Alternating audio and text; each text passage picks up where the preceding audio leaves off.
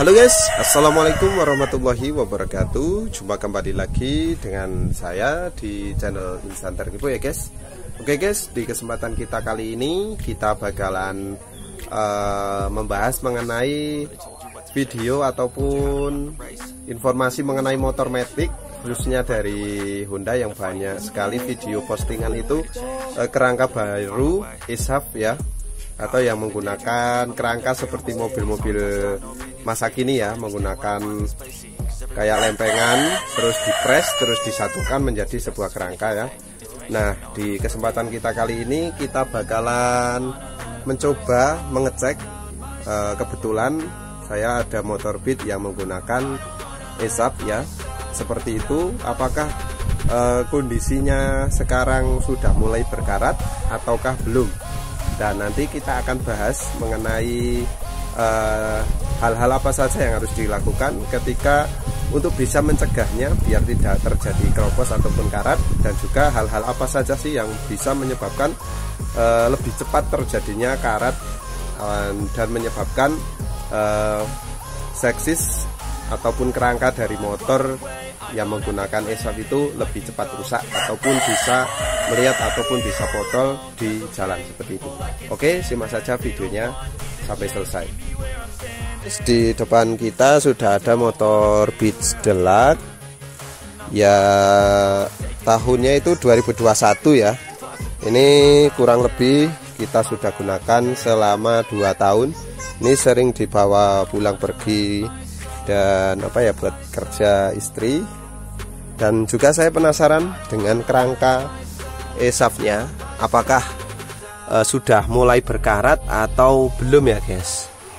Oke, kalau untuk di daerah sini masih aman ya, tidak ada tanda-tanda karat ya sampai sana. Ini motor juga sering digunakan ketika hujan, juga digunakan, dan juga ya pokoknya sering digunakan. Untuk daerah sini juga aman, tidak ada yang kuning-kuning seperti itu.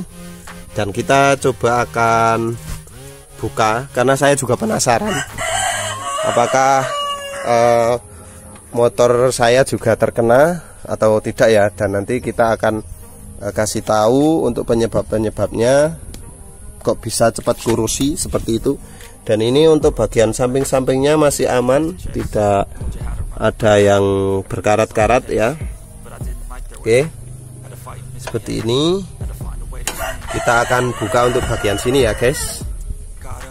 Oke guys, setelah saya buka-buka dan saya lihat untuk bagian bawahnya, alhamdulillah aman, tidak ada tanda-tanda dari kayak karat seperti itu ya.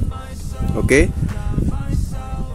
ini motor setiap hari digunakan ya, selama kurang lebih ini sudah umurnya 2 tahunan ya. Seperti ini teman-teman bisa dilihat di celah-celah sini, celah-celah sini aman, terus di sini juga aman, tidak ada permasalahan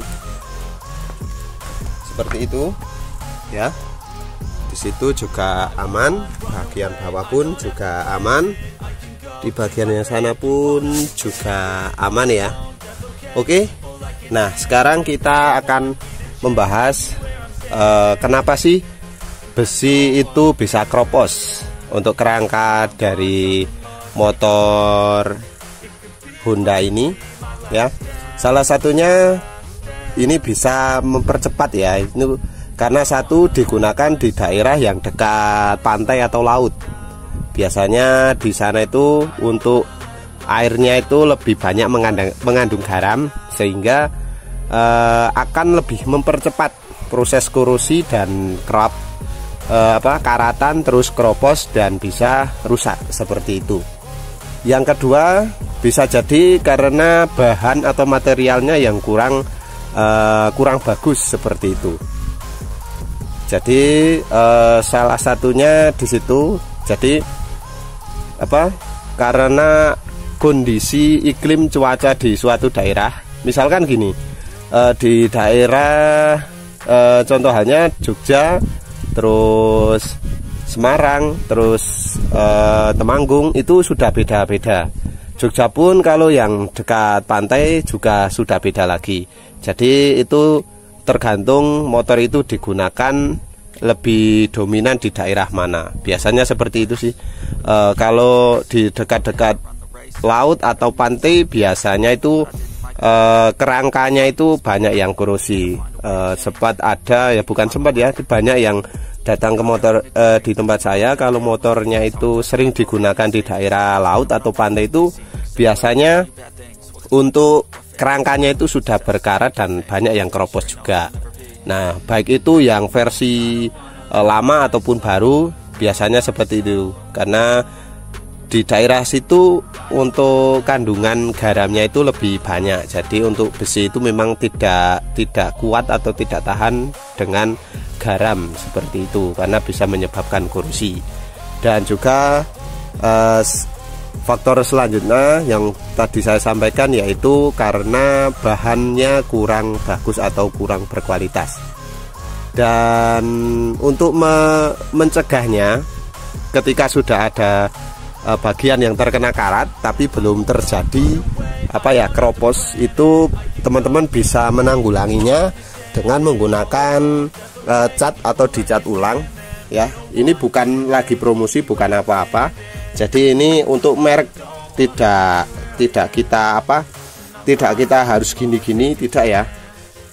Itu teman-teman bisa gunakan di epoksi terlebih dahulu untuk bagian yang setelah diamplas bersih, terus dikeringkan, terus di epoksi.